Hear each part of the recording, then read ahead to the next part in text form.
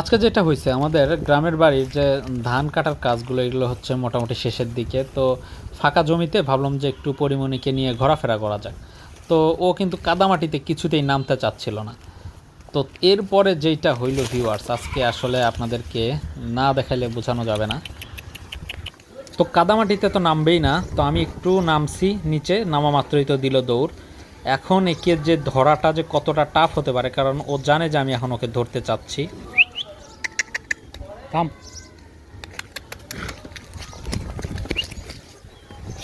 থাম, থাম,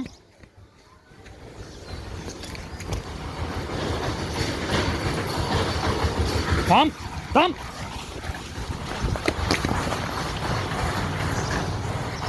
ও, শেষে তো আবারও দিল দৌড়। আর এর পেছন থেকে হচ্ছে দৌড়ে যে একে ধরার চেষ্টা করাও যাবে না, কারণ ও চাচ্ছে না এখন আমি ওকে ধরি। আর হ্যাঁ, একে তো অবশ্যই সামনে থেকেই ধরতে হবে, পেছন থেকে ধরার চেষ্টা করলে দেখা যাবে যে লাথি মারতে পারে। এইটা তো ঘোড়ার একদম অনেক কমন একটা হ্যাবিট। তো যার কারণে একে ধরাটা এখন খুব টাফ হয়ে যাবে। আর আমি একা একা যেহেতু বের হয়েছি, তো বুঝতেছি না আসলে কিভাবে একে আমি আসলে ধরতে পারবো।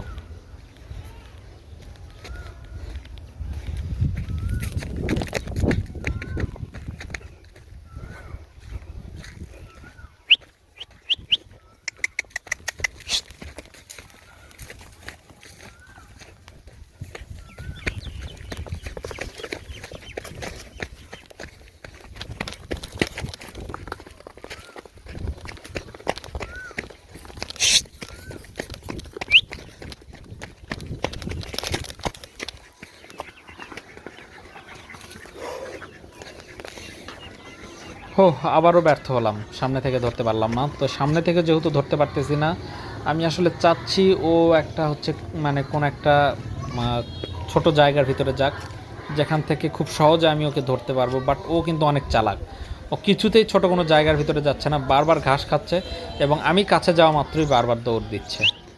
তো এখন দেখতে পাচ্ছেন এ তো এই গেট দিয়ে বাইরের দিকে যদি যায়, রাস্তার ভেতরে গেলে আরও একটা প্রবলেম হতে পারে। তো যেইটা একটা বিষয় হয়েছে, ভালো একটা বিষয় করছে, সেটা হচ্ছে ওর লাগামের যে দড়িটা ওইটা সামনে কিন্তু ঝুলে গেছে পিঠের ওপর থেকে। এই দড়িটা যদি কোথাও আটকে যায় তাহলে অনেক ধরাটা সহজ হবে।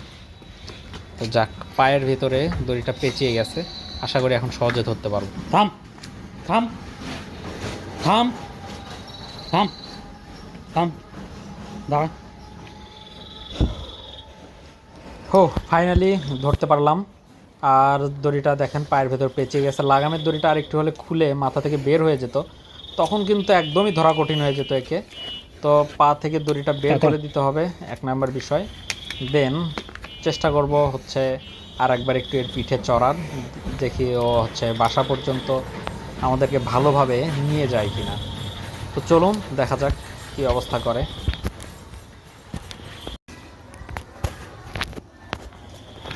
যা, হট।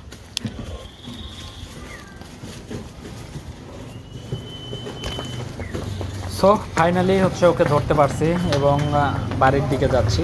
ওকে তো একদমই আর বিরক্ত করব না, কারণ আমি চাই না আবারও হচ্ছে দৌড় দেখ। আর ওর পিছে পিছে হচ্ছে আসলে দৌড়ানোর মতো কোনো সিচুয়েশান নাই, এখন ইচ্ছাও নাই। তো এমনিতেই খুব ভালো থাকে, বাড়ির এরিয়ার বাইরেও হচ্ছে যাইতে চায় না সহজে। তো তখন হচ্ছে একটু ঝামেলা করতে চাই। আর যখন আমরা বাড়ির দিকে ফিরি, বা ওর যে থাকার জায়গাগুলো কমন জায়গাগুলো আছে বাড়ির দিকে যখন ফিরি, তখন ও ইজিলি চলে আসে এবং হচ্ছে ওকে পুশ করতে হয় না। তো ইজিলি চলে আসে, আশা করি ভদ্রভাবেই যাবে বাড়ির দিকে।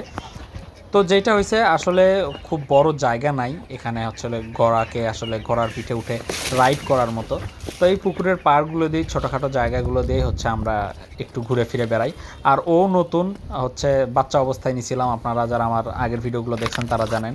আর আমিও নতুন, আসলে আমারও রাইড করে অভ্যস্ত না আমি। তো যার কারণে হচ্ছে একটু প্রবলেম হয়ে যায়, ও শিখতেছে আমিও শিখতেছি। তো আস্তে আস্তে আমরা হচ্ছে দুইজন দুইজনের সাথে অ্যাডজাস্ট হচ্ছি। তো এই হলো বিষয়। আর এখান থেকে সামনের জমিটা অনেক নিচু, তো এখানে অবশ্যই আমাকে থামতে হবে এবং আমি নেমে তারপরে ওকে হচ্ছে নামাবো, দেন আমরা বাড়ির দিকে যাব।